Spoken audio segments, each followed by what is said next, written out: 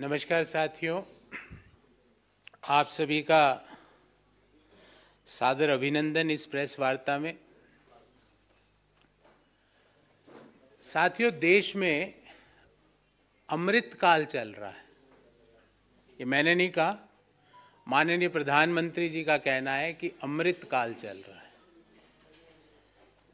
और अमृत काल के अंदर प्रतिदिन 600 लोग जो भारत के सिटीजन हैं वो भारत छोड़ के बाहर जा रहे हैं। ये अमृत काल है प्रधानमंत्री जी के अनुसार। इस अमृत काल के अंदर जो अच्छे दिन आएंगे वाली बात थी, वो भारतीयों के भारत के बाहर आएंगे। अच्छे दिन will come for Indians out of India in Amrit Kaal. This is what the data shared by Ministry of External Affairs, Government of India is telling us। ये सारी बातें भारत सरकार का विदेश मंत्रालय का जो डेटा है उससे बाहर निकल के आ रही है। इस अमृत काल के अंदर अगर हम 2014 की तुलना करें तो प्रतिदिन भारत छोड़ के बाहर बसने वाले लोगों की संख्या 1.7 टाइम्स से बड़ी है। जो पहले प्रतिदिन भारत 2014 में 354 लोग भारतीय सिटीजनशिप को त्यागते थे, आज वो संख्या हो गई है 604। 604 Indians every day leave Indian citizenship and they migrate from India to some other country of the world. प्रधानमंत्री जी कल प्रवासी भारतीयों के सम्मेलन को भी संबोधित करके आए। शायद ये डाटा उनको नहीं पता होगा, क्योंकि उनके जो भाषण के राइटर्स हैं उनको कहाँ इतना समय है कि वो ये सब देखे। पर 604 Indians leave India every day. आज शाम को रात के 12 बजे तक 604 और भारतीय देश के बाहर चले जाएंगे। जो 2014 में ये संख्या थी 354, 354 थी 2014 में, 2022 में 604, मतलब 1.7 टाइम्स से ये संख्या बढ़ी है। अब सवाल ये उठता है कि बाहर जा रहे हैं तो क्या है, चले जाएं। पर आपको जान के ताज्जुब होगा कि इनमें से अधिकांश हाई नेटवर्थ इंडिविजुअल्स है। 7,000 लोग ऐसे हैं जिनकी सालाना आय 8 करोड़ रुपए से ज्यादा है। 7,000 people are those whose annual income is more than 8 crore as per the government declared returns। Bharat सरकार को दिए गए रिटर्न्स के अनुसार 7,000 लोगों की आय जो भारत छोड़ के 2022 में गए, उनकी आय 8 करोड़ से ज्यादा है। अधिकांश लोग वो हैं जो हाई नेटवर्थ इंडिविजुअल्स है, मतलब भारत से कमाया हुआ पैसा भारत में निवेश नहीं हो रहा है, वो जाके बाहर जाके निवेश हो रहा है, क्योंकि अमृत काल है। अमृत काल की शायद प्रधानमंत्री जी के अनुसार यही परिभाषा होगी। प्रधानमंत्री जी ने कहा था अच्छे दिन आएंगे, आए, पर भारतीयों के भारत के बाहर आए, भारतीयों के हिंदुस्तान के अंदर नहीं आए। उसके बाद ये सब तो होना ही था, और क्यों होना था उसके 6 रीजंस लेके आया हूं। 6 reasons why Indians are living Indian citizenship. Point number 1, लगातार बढ़ती बेरोजगारी। आपको जान के ताज्जुब होगा कि 2022 में 12 में से 9 महीनों में बेरोजगारी की दर देश में 7% से ज्यादा थी। 4 महीनों में बेरोजगारी की दर 8% से ज्यादा थी। दिसंबर 2022 को जो महीना खत्म हुआ, बेरोजगारी की दर ओवरऑल 8.3% और शहरी बेरोजगारी 10.09% रही है। जब लगातार इतनी भयंकर बेरोजगारी देश में चल रही है तो ये तो होना ही था। तो ये तो हुआ point number 1। Point number 2, constantly low GDP growth opportunities. 2017 में भारतीय अर्थव्यवस्था की ग्रोथ रेट थी 8.3%, जो कोरोना के पूर्व 2020 में हो गई 3.7%। और कोरोना के दौरान -6.7 और फिर उस लो बेस के कारण 8.7% वर्ष FY 2022 में ये रही। तो लगातार लो बेस ग्रोथ रेट अपॉर्चुनिटीज है, इस कारण लोग देश छोड़ के जा रहे हैं, अपना पैसा दूसरे देशों में लगा रहे हैं। हमारी जो हंसती खेलती बढ़ती हुई अर्थव्यवस्था 2017 में 8.3% से जो ग्रो कर रहे थे, और क्या हुआ था 17 में आपको याद होगा, रात को 8 बजे, आज रात 12 बजे से एक तो वो वाकया हुआ, फिर एक दूसरा वाकया, फिर आज रात 12 बजे से संसद खुलवा के बिना तैयारी के GST लगाई। तो ये जो दो भीषण बम मारे भारतीय अर्थव्यवस्था पे, उससे भारतीय अर्थव्यवस्था 8.7% से 3.7% आ गई और कोरोना के दौरान माइनस में चली गई, और फिर लो बेस के कारण वित्तीय वर्ष 2022 में ये 8.7% से ग्रो गई। तो पहला तो कंसिस्टेंट हाई अनएम्प्लॉयमेंट, दूसरा लो GDP growth opportunity, point number 3। और ये आंकड़ा हम सबके लिए चिंता का विषय है, जो तीसरा पॉइंट मैं बता रहा हूं। दुनिया में सबसे ज्यादा गरीब लोग हिंदुस्तान में है, ये यूनाइटेड नेशंस का आंकड़ा है। The largest number of poor people in the world, और मैं आंकड़ा दे रहा हूं यूनाइटेड नेशंस का, 22.89 करोड़ लोग दुनिया के हिंदुस्तान में गरीब है। 22.89 crore Indians are poor as per United Nations. और ये किसने किया research? United Nations development programme और ऑक्सफोर्ड यूनिवर्सिटी की संयुक्त रिसर्च में ये पाया गया। इसी रिसर्च का आगे में एक्सटेंडेड वर्जन ये है कि 79% जो दुनिया में 2020 में कोरोना के दौरान गरीब हुए, उनमें से 79% भारत में हुए। सो कोरोना में जो 79% लोग गरीब हुए, उसमें 79% हिंदुस्तान में हुए। तो consistent high unemployment, low GDP growth opportunities, largest pool of poor people, Amritkaal चल रहा है, ध्यान रखना। चौथी बात, ग्लोबल हंगर इंडेक्स, 121 देशों में हम 107वें नंबर पर है। 2021 में ये हम थे 101वें नंबर पे। मतलब पूरे जितने भी एशिया के देश है, उसमें अगर हम अफगानिस्तान को हटा दें तो हम हंगर इंडेक्स में सबसे पीछे चल रहे हैं। ये point number 4, global hunger index. Point number 5, global gender gap index, मतलब महिलाओं का जो आर्थिक क्रियाओं में भागीदारी है, अगर हम दुनिया में देखें तो हमारी रैंक 146 देशों में 135वीं है। यह रिसर्च वर्ल्ड इकोनॉमिक फोरम ने करी। वर्ल्ड इकोनॉमिक फोरम के अनुसार ग्लोबल जेंडर गैप इंडेक्स में हमारा स्थान 135 है दुनिया के 146 देशों में। छठा पॉइंट, और ये आपके लिए बहुत महत्वपूर्ण है, इसलिए मैं इसको लास्ट में लाया, पर है बहुत महत्वपूर्ण, ग्लोबल प्रेस फ्रीडम इंडेक्स। दुनिया में 180 देशों की जो रेटिंग हुई, उसमें वर्ल्ड प्रेस फ्रीडम इंडेक्स में भारत का स्थान 150वां है। और आपको जान के ताज्जुब होगा कि उस रिपोर्ट के अनुसार हिंदुस्तान को one of the world's most dangerous country for the media, I unquote, ये इन्वर्टेड में लिखा है, उस रिपोर्ट में लिखा गया है, दुनिया में मीडिया कर्मियों के लिए सबसे खतरनाक देश की कैटेगरी में भारत है। क्यों है? आपको भी पता है वो बात, मुझे भी पता है।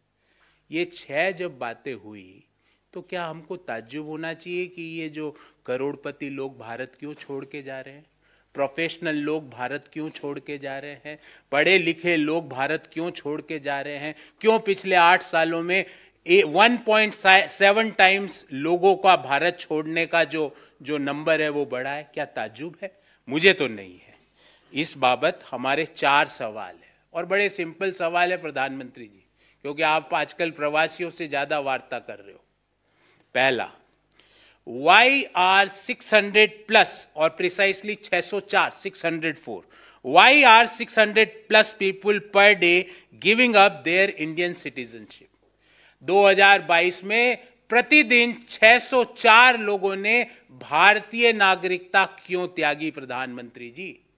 Point number 2, why the number of Indian people living Indian citizenship had increased 1.7 times.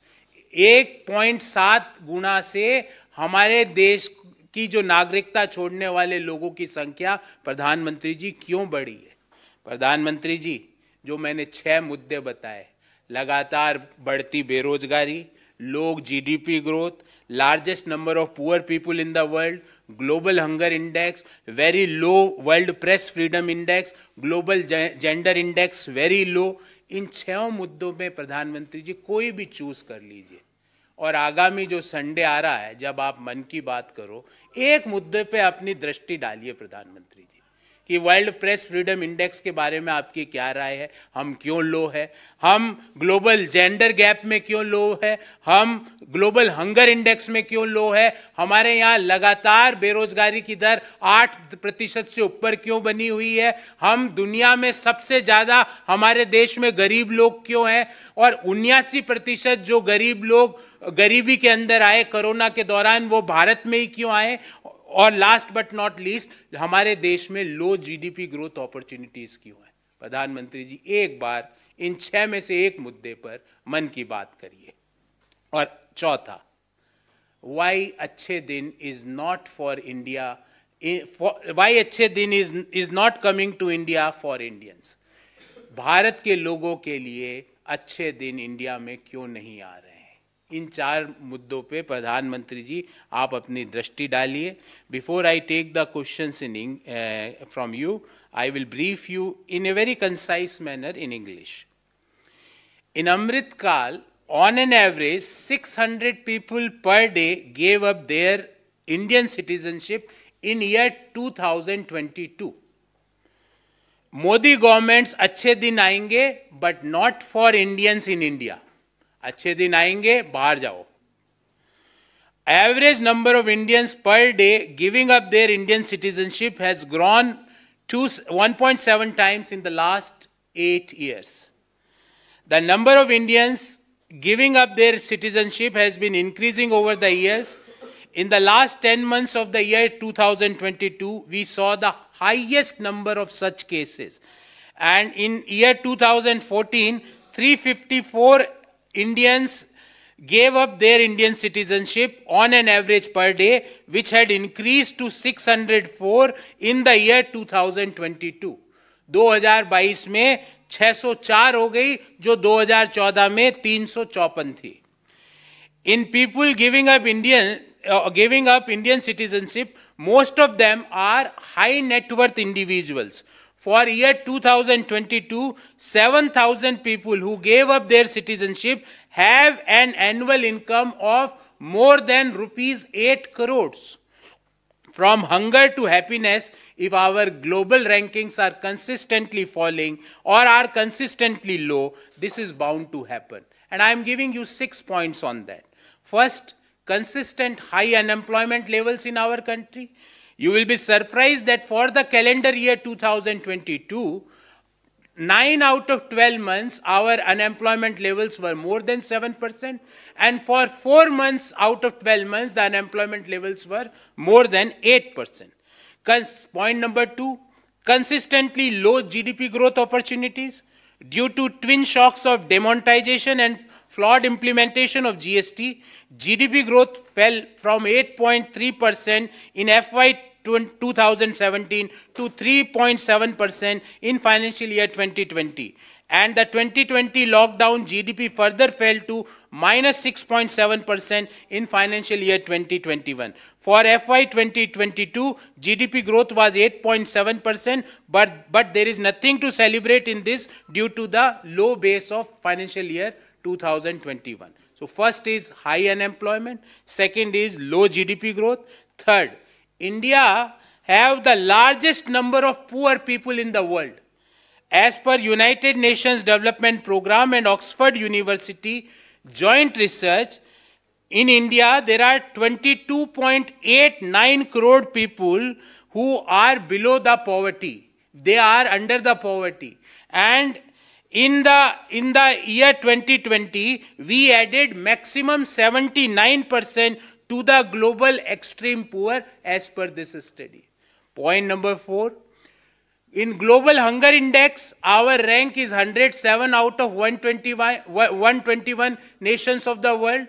Out of all Asian countries, if we remove Afghanistan, we are inferior to Pakistan, Nepal, Bangladesh, Sri Lanka, Bhutan. Our global hunger rating is lower than our neighboring nations. Forget about the other developed nations. Point number 5, Global Gender Gap Index. As per the Global Gender Gap Index 2022 released by World Economic Forum, India is ranked at 135 out of 146 countries. Means there is no equal contribution by female gender as far as economic activities are concerned. Point number 6, World Press Freedom Index. The World Press Freedom Index published by Reporters Without Borders ranked India at 150 among 180 nations in its 2022 report. The report described India as, and I quote, one of the world's most dangerous country for the media, I unquote. In this regard, we have 4 very direct questions to Honorable Prime Minister Modi ji. Because nowadays, he is busy in addressing the Pravasi Hindustanis across the country. Sometimes you will see him in Indore, sometimes in some other parts of the country. Question number 1. Why are 600 plus people per day giving up their Indian citizenship in 2022? Modi ji, can you give us the answer to this question? Precisely 604 people every day are leaving Indian citizenship, and most of them are high net worth individuals. Question number 2. Why the number of Indians giving up Indian citizenship in the last 8 years increased to 1.7 times? Can you give the answer to this question? When will Prime Minister sir, you will do a Man Ki Baat on any of these 6 issues? आप एक पे भी कर लो, 6 नहीं, एक पे शुरुआत कीजिए. बात कीजिए आप मन की बात की what is your plan, how you are going to improve our rankings as far as hunger index is concerned, press freedom index is concerned, gender gap is concerned, unemployment is concerned, consistent low GDPs is concerned, the maximum world's largest number of poor people is concerned. When you are going to speak on these issues? And last but not least, why अच्छे दिन not coming to India for Indians? देश के लोगों के लिए देश में अच्छे दिन क्यों नहीं आ रहे हैं? देश के लोग देश छोड़ के अपने अच्छे दिन क्यों तलाश रहे हैं? That is what we want answers from Prime Minister Modi ji. So this is all about my press conference. I will be open to take any question, first of all, on the issues which we had discussed, and thereafter we will open the forum for other questions.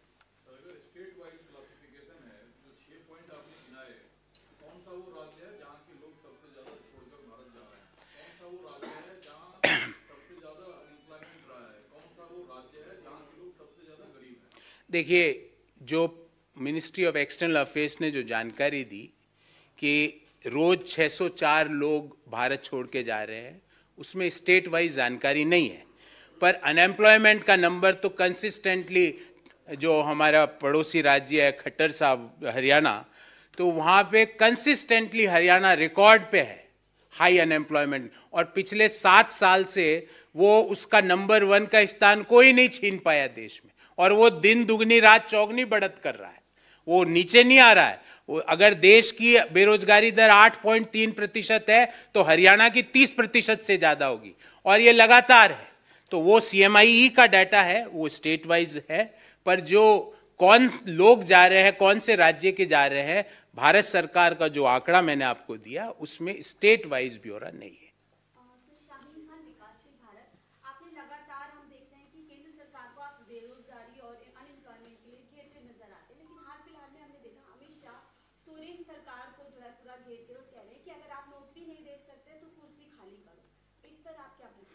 देखिए, मैं तो आंकड़ों पे बात करता हूं ma'am, ऐसे तो बोलना बेकार है. झारखंड की अनएम्प्लॉयमेंट रेट क्या है और हरियाणा की क्या है?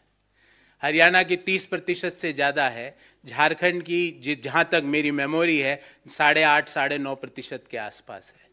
तो अमित शाह जी खट्टर को कब बोलेंगे कि भाई खट्टर जी आपने जो इतिहास रचाया हरियाणा में बेरोजगारी का वो बहुत हो गया, अपनी कुर्सी खाली करो। तो पहले तो नंबर 1 को बोलेंगे कि नंबर 8 को या नंबर 5 के राज्यों को बोलेंगे?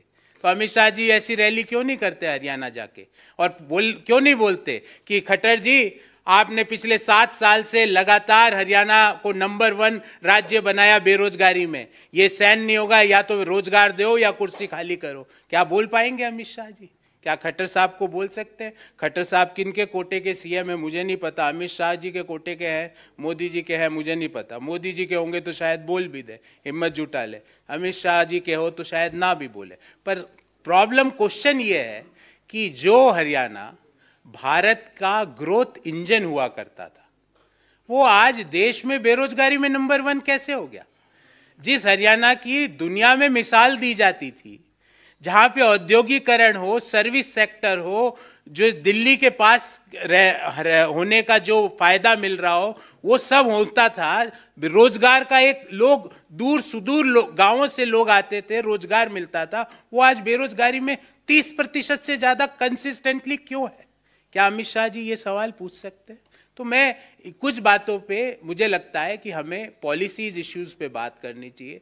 बेकार में मैं भी बोल दूं कि ये वो है, डाटा सपोर्ट कुछ नहीं है, तो ये तो 2 ही आदमी इस मुल्क में बोल सकते हैं, नरेंद्र मोदी जी और अमित शाह जी, बिना डाटा के।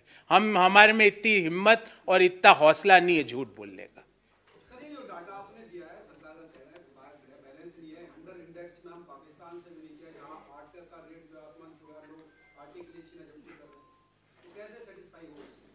देखिए, आपको मैं तो पाकिस्तान की न्यूज़ देखता नहीं सर, मतलब पॉलिसी लेवल मैं आपको बता रहा हूँ, मैं पॉलिसी लेवल पे तो मुझे नहीं जानकारी है कि क्या हो रहा है वहाँ, क्योंकि मैं मेरे मुल्क का कंपैरिजन चीन अमेरिका से करता हूँ, पाकिस्तान की न्यूज़ नहीं देखता। पर आपने कहा है तो मेरे पास तो ग्लोबल हंगर इंडेक्स तो एक रेटिंग एजेंसी है, दुनिया की ग्लोबल रेटिंग करती है, वो हमारे देश की तो करती नहीं है।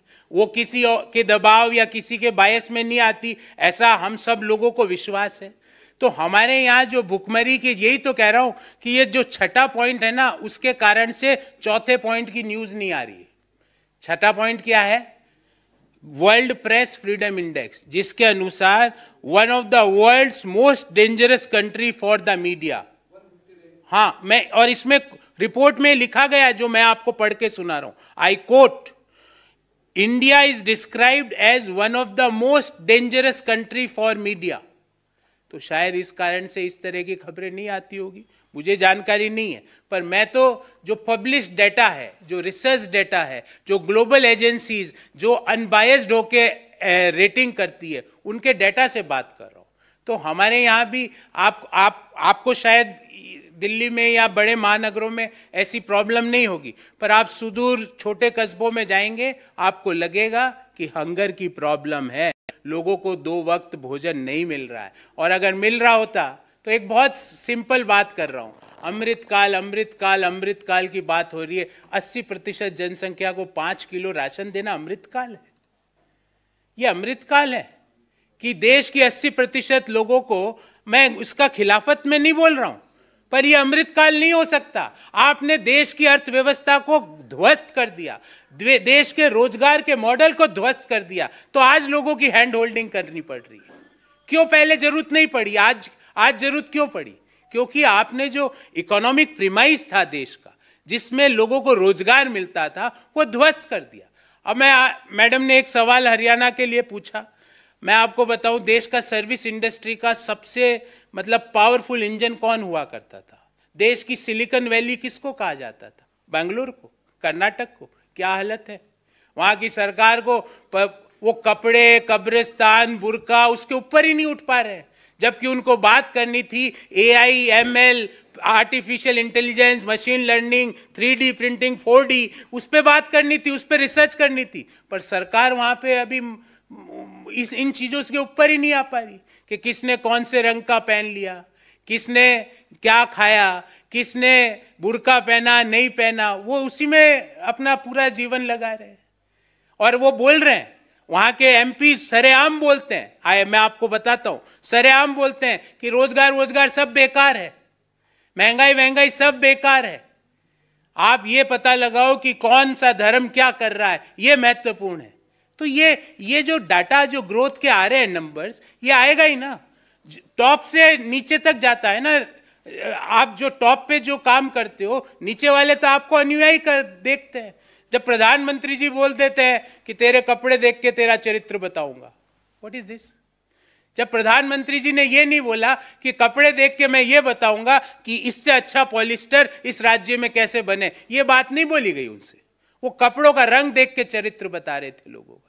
वो देश में शमशान और कब्रिस्तान का कंपैरिजन करके देश के विकास का मॉडल बता रहे थे। उन्होंने कभी यह कंपैरिजन नहीं किया कि लगातार हमारी हंगर इंडेक्स में रेटिंग क्यों गिर रही है। उन्होंने यह कंपैरिजन नहीं किया कि प्रेस के लिए सबसे खतरनाक देश भारत क्यों बना हुआ। उन्होंने कभी यह कंपैरिजन नहीं किया कि जेंडर गैप में हमारी रैंकिंग 140 देशों में 146 देशों में 135वीं क्यों है। उन्होंने कभी इस पे बात नहीं करी कि दुनिया में सबसे ज्यादा गरीब लोग हिंदुस्तान में है। उन्होंने कभी यह बात नहीं कही कि 79% जो गरीब लोग हैं, जो कोरोना के दौरान गरीबी के अंदर आए, एक्सट्रीम पॉवर्टी में आए, वो भारत के लोग थे। उन्होंने कभी यह बात नहीं करी कि जो 2017 में 8.3% से जीडीपी ग्रोथ हो रही थी, वो कोरोना के पहले 3.7% पर क्यों आ गई। सवाल यह है, हमें लगता है महत्वपूर्ण बिंदु यह है, देश में विमर्श इन मुद्दों पर होना चाहिए, देश में नीतियां इन मुद्दों पर बननी चाहिए। पर जब टॉप में ऐसे उदाहरण सेट हो जाते हैं तो वो बॉटम वाले, तो जो ऊपर वाले हैं, वो करके जो बोलते हैं वो ही सीखते हैं। जी, आपने नंबर 1 बेरोजगारी में हरियाणा को बताया, लेकिन नंबर 2 पे राजस्थान है जहां आपकी सरकार है। जी देखिए, बेरोजगारी में नंबर 2 है, मैं जानता हूं, ये कोई आपने कोई नई जानकारी नहीं दी, पर कंसिस्टेंटली अनएम्प्लॉयमेंट लेवल राजस्थान में सुधर रहा है, हरियाणा में बढ़ रहा है। आप पिछले 12 महीने का आंकड़ा निकाल के देखिए, राजस्थान में अनएम्प्लॉयमेंट लेवल बेटर, मतलब एम्प्लॉयमेंट वहां क्रिएट हो रहा है और हरियाणा में वो बढ़ता जा रहा है। तो इसको कम करना चाहिए। मैं तो मेरी जिम्मेवारी मानता हूं, हमारी पार्टी की जिम्मेवारी मानता हूं। हम तो ये बोलते ही नहीं कि ये सब खराब है इसलिए तुम ही देखो, पर राजस्थान और हरियाणा में अंतर बेरोजगारी में 10% से भी ज्यादा का, आप ये नंबर भी, ये डाटा भी चेक कीजिए। तो ये जो इनपुट है ये महत्वपूर्ण है और मैं जिम्मेदारी मानता हूं, हम और सुधार करेंगे। पर पिछले 12 महीने में बेरोजगारी के नंबर को हमने कम किया राजस्थान में, हरियाणा में 12 महीने में बेरोजगारी के नंबर को बढ़ाया, पर हमें और कम करना है। इस जिम्मेवारी के साथ आपको कहता हूं, इसकी नीतियां बना रहे। अर्बन नरेगा क्या है राजस्थान में, क्यों जरूरत पड़ी अर्बन नरेगा की? अर्बन नरेगा आने से बेरोजगारी का नंबर राजस्थान में कम हुआ, नीति बनाई ना, क्योंकि सोच थी कि ये नंबर ज्यादा है, इसको कम करना है, इसलिए अर्बन नरेगा। देश में कोई राज्य में अर्बन नरेगा नहीं, पर राजस्थान में है।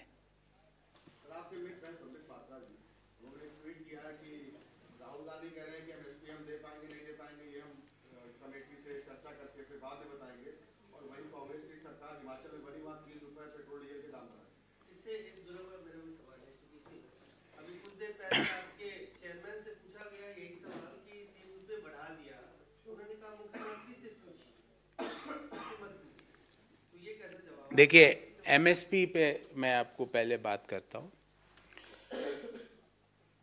जिन सज्जन का आपने बताया कि आपके मित्र हैं,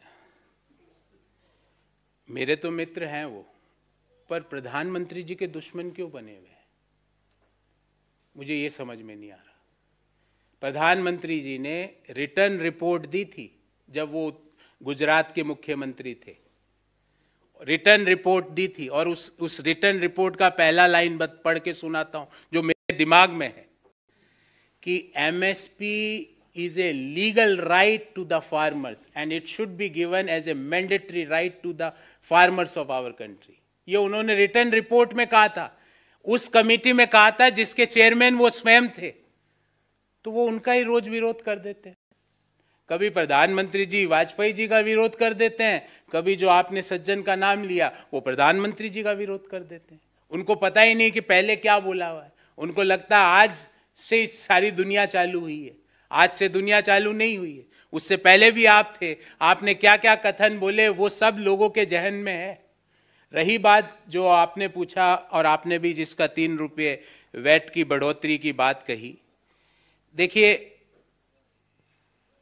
पेट्रोल और डीजल की प्राइसेस है, मैं आपको एक बहुत सिंपल फॉर्मूला, और इसमें 1% की भी त्रुटि नहीं है। पिछले मई 2022 में केंद्र सरकार ने पेट्रोल और डीजल की प्राइसेस में कोई परिवर्तन किया था। उस समय कच्चे तेल की कीमत $110, $115, $110-115 प्रति बैरल के आसपास थी। आज भारत सरकार के मंत्री जहां भी जाते हैं बोलते हैं हमने रूस से कच्चा तेल सस्ते भाव में खरीदा और $45 प्रति बैरल में खरीदा। 110 से $45 हुआ, मतलब आधे से भी कम कच्चे तेल की कीमत हुई।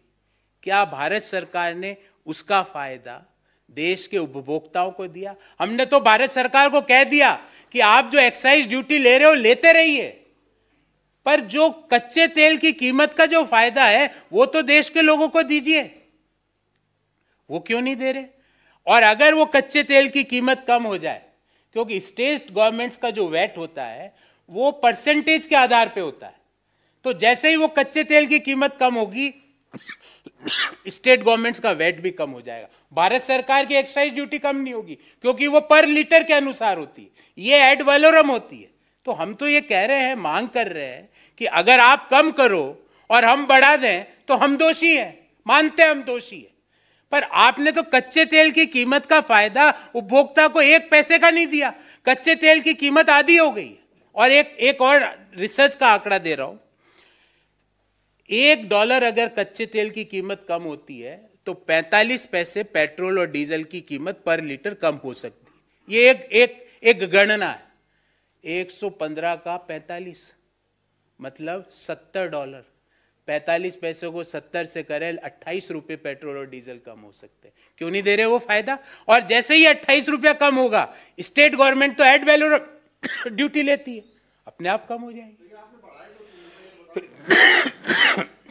देखो, मेरे पास हिमाचल का कोई फाइनेंशियल अभी डाटा है नहीं, तो मैं आपको बिना डाटा के बात करूंगा, मेरी आदत नहीं है कि मैं झूठ बोल दूं, अनशंट कुछ भी मेरे पास। पर मैं आपको आंकड़ा दे रहा हूं। संबित पात्रा जी का तो क्या लेवल ऑफ नॉलेज है, उनको क्या जवाब, उनको तो बस बहुत है उनके लिए तो इतना जवाब। उनका क्या नॉलेज है आपको? मेरे मुंह से यहाँ पे इस पटल पे हम सबकी इज्जत करते हैं, उनके मेरे मुंह से क्यों सुना रहे हैं उनके बारे में?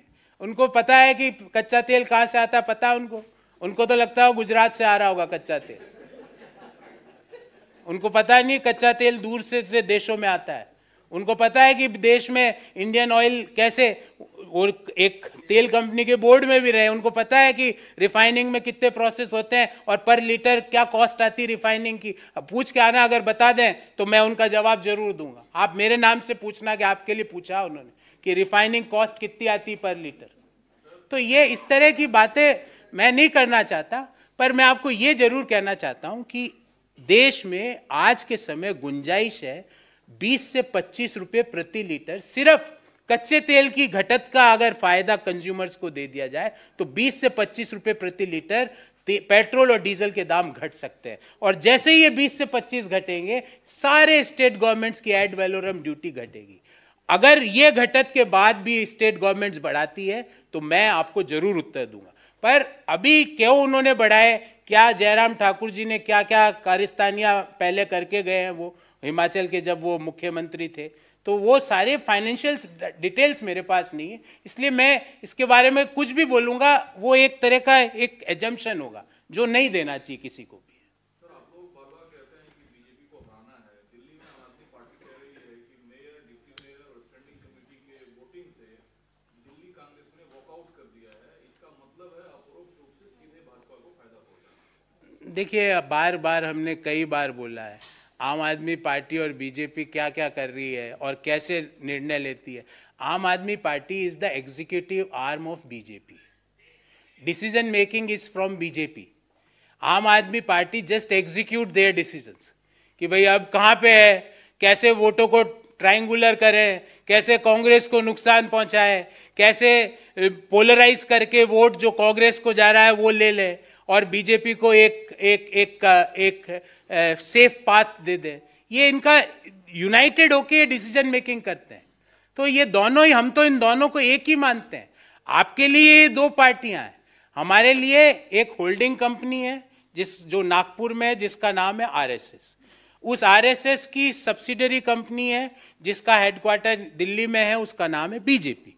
बीजेपी ने कई और सब्सिडरी फर्में खोल रखी है, जिसमें एक पार्टी जो आपने नाम लिया दिल्ली की पार्टी, वो उसकी सब्सिडी, उसके 100% शेयर बीजेपी के पास है और बीजेपी के 100% शेयर नागपुर में है। तो कंट्रोल वहीं से हो रहा है, आप उसको कंफ्यूज मत कीजिए। ये सिर्फ डिसीजन वहां लिए जाते हैं, एग्जीक्यूट ये ग्राउंड लेवल पे करते हैं। तो इसलिए कंफ्यूज मत होइए। तो हम अगर इन वॉकआउट कर रहे हैं तो हम बार बार कहते हैं और हम मानते हैं कि ये दोनों एक है, ये दोनों अलग नहीं है, ये दोनों एक तरह से निर्णय करते हैं और इनका सिर्फ एक ही मूल मंत्र है, divide and rule, polarise and rule. इनका सिर्फ एक ही मूल मंत्र है कि किस तरह भारतीय जनता पार्टी को एक कवर फायर देके बचा के आगे ले जाया जा सके। बस इनका यही मैनेजमेंट है और इनका कोई मैनेजमेंट नहीं है।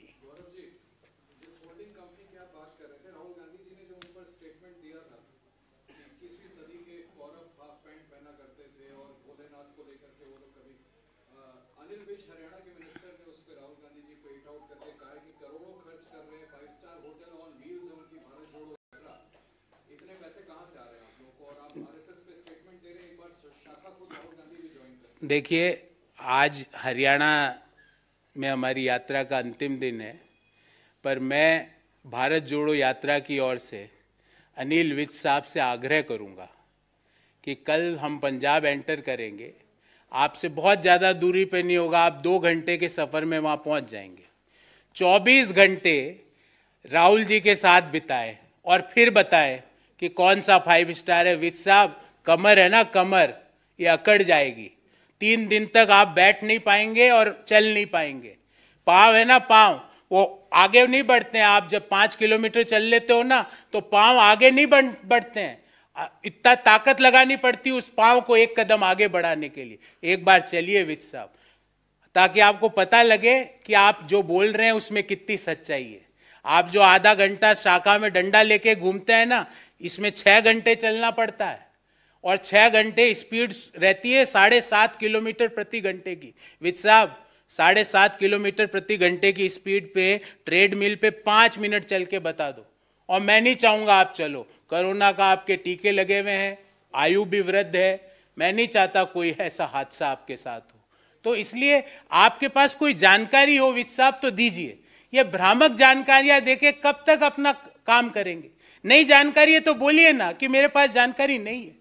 मैं पूरा 24 घंटे बिताऊंगा भारत जोड़ो यात्रा में, फिर मैं बताऊंगा। वहां चलिए हमारे साथ, भोजन भी करिए। 0 डिग्री जब रात को टेम्परेचर होता है ना विज साहब, तब पता लगेगा आपको 5 स्टार। 3 कंबल भी ओढ़ा हुआ आदमी ठिठुरता रहता है और राहुल गांधी एक टी-शर्ट में चलता है। चलिए ना विज साहब, चल के तो बताइए। चल के फिर आपसे हम बात करेंगे और आपसे राय भी लेंगे कि आपने क्या सीखा, क्या पाया। तो बेतुकी बातें करना ये सिर्फ एक फ्रस्ट्रेशन दिखाता है भारतीय जनता पार्टी के लोगों का। फ्रस्ट्रेशन क्या है कि जो आज भारत जोड़ो यात्रा में जो लोग शामिल हुए, जो कल होंगे वो आज से ज्यादा हो रहे हैं, जो परसों होंगे वो कल से ज्यादा हो रहे हैं, प्रतिदिन बढ़ते जा रहे हैं और भाजपा घबराई हुई है, बौखलाई हुई है। इसलिए इस तरह की बातों का मुझे लगता है कि मैं सिर्फ सम्मान पूर्वक ही उत्तर दे सकता हूं, क्योंकि वो उम्र में भी बड़े हैं, तजुर्बे में भी मुझसे बड़े हैं। पर राहुल गांधी और भारत जोड़ो यात्रा में टिप्पणी करने से पहले एक दिन बिता के तो देखें भारत जोड़ो यात्रा में। जिस तरीके से प्रेस फ्रीडम की बात कर रहे हैं, तो प्रेस की जवाबदेही की बात क्यों नहीं करते कि जिस तरीके से फेक न्यूज प्रसारित हो रहे हैं आपके भारत जोड़ो आंदोलन को लेकर के? ये मैंने भाई साहब, ये वापिस आपको एक लाइन पढ़ के सुना देता हूँ। इससे ज़्यादा मैं बोलना नहीं चाहता, क्योंकि मैं आप सबके प्रोफेशन का दिल से बेहद सम्मान करता हूँ। उसमें लिखा गया है, the report described India as one of the world's most dangerous country for the media. सबसे खतरनाक देश दुनिया में, उसकी श्रेणी में मीडिया के लिए, मीडिया कर्मियों के लिए भारत है। तो क्यों प्रधानमंत्री जी इस पे बात नहीं, और क्यों है उसका कारण बता रहा हूं। क्या प्रधानमंत्री जी से कोई बोल सकता है कि प्रधानमंत्री जी आप प्रेस कॉन्फ्रेंस करिए, या प्रेस कॉन्फ्रेंस कर ही नहीं रहे तो सवाल लेंगे कैसे? अभी आपने मेरे से 1000 सवाल पूछे, कई सवाल मेरे को जानकारी नहीं थी तो मैंने आपको कहा कि जानकारी लेके दूंगा, क्योंकि मैं ब्रह्मा नहीं हूं। एक तो ब्रह्मा जी हुए और उसके बाद एक व्यक्ति है जो ब्रह्मा अपने आप को समझता है, पर वो नहीं है ब्रह्मा। आपके साथ आपके पास पूरा ज्ञान नहीं होता। तो ये प्रेस फ्रीडम की जो इश्यू है, उसके वो भी एक बड़ा फैक्टर है कि देश के लोग आज देश छोड़ के जाने को मजबूर हो रहे हैं, क्योंकि देश के लोगों को पता ही नहीं पड़ रहा कि देश में वास्तव में हो क्या रहा है। हमारे साथी ने बिल्कुल सही सवाल पूछा कि सर मेरे को और दिन भर इनको, ये तो टीवी देखते हैं ना, तो दिन भर इनको पाकिस्तान की भूखमरी दिखाते हैं। इन्होंने कहा साहब वहां तो भूखे मर रहे हैं, आटा ही नहीं मिल रहा है।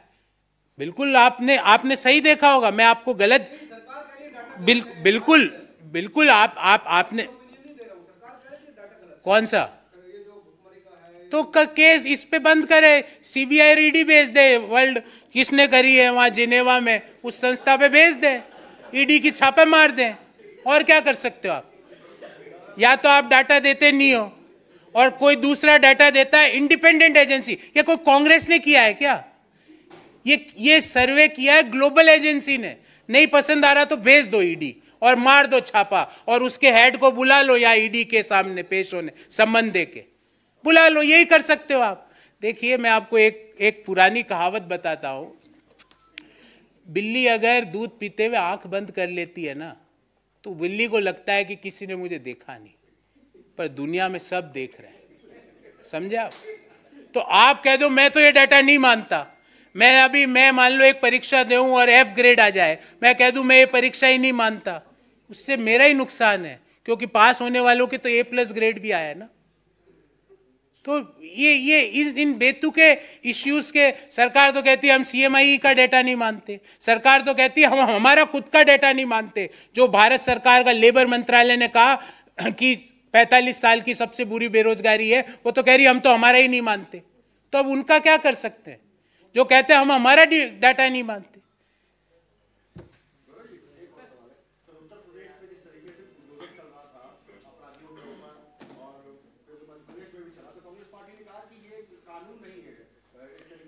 आपने जो आप अगर उत्तर प्रदेश गए हो अभी भारत जोड़ो यात्रा के तहत, और आप गए होंगे मुझे यकीन है, तो वहाँ पे बुलडोजर का उपयोग हुआ। लोग बुलडोजर पे बैठ के उन्होंने भारत जोड़ो यात्रा का अभिनंदन किया। ये हमारे देश में बुलडोजर का उपयोग होता है। बुलडोजर का उपयोग लोगों को डराने के लिए, धमकाने के लिए नहीं होता है। रही बात जो आप वाकया बता रहे हैं, ये वह व्यक्ति है जिसने 2nd ग्रेड अध्यापकों के पर्चों को लीक करने में उसके नाम के पूर्ण सबूत और पूरी जानकारी है। पुलिस और कानून की कार्रवाई के तहत वो हो रहा है। वो कोई किसी का ऐसा नहीं है कि आज इधर बुलडोजर फेर लो। पुलिस और कानून की कार्रवाई के तहत उस व्यक्ति के इंस्टीट्यूट पे बुलडोजर चलाया जा रहा है, क्योंकि लाखों करोड़ बच्चे राजस्थान के जो पूरी तैयारी के साथ 2nd ग्रेड टीचर की भर्ती परीक्षा में परीक्षा देने आए और वहां गए तो उनको पता चला कि पर्चा लीक हो गया। तो कानून और पुलिस की जो प्रोटोकॉल है उसके तहत ये काम किया जा रहा है। किसी शंकी व्यक्ति का ये नहीं है कि आज इधर बुलडोजर निकाल दो, आज इधर निकाल दो, वो वाली कार्रवाई नहीं। मैं कह रहा हूं उत्तर प्रदेश में क्या पुलिस या कानून के तहत हो रहा था? जहां मर्जी आए आज यहां फेर दो, आज इधर से निकल रहा आज उधर फेर दो। ये वह व्यक्ति है, और मैं कहता हूं जिस व्यक्ति ने लाखों करोड़ों बच्चों के साथ एक अन्याय किया है, मैं मानता हूं व्यक्तिगत रूप से कि उसके साथ ऐसा होना चाहिए।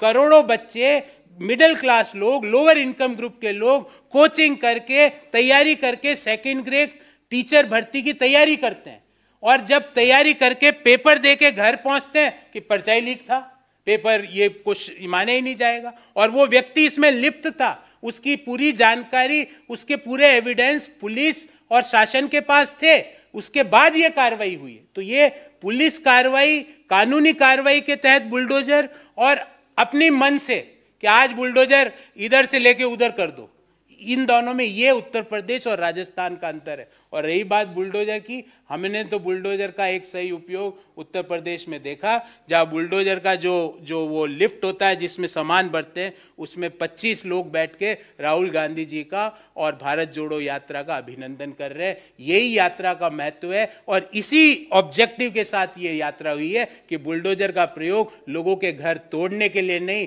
भारत जोड़ो यात्रा में जो लोगों के बीच में प्रेम सद्भाव को फैलाने के लिए किया जाना चाहिए। बहुत बहुत धन्यवाद।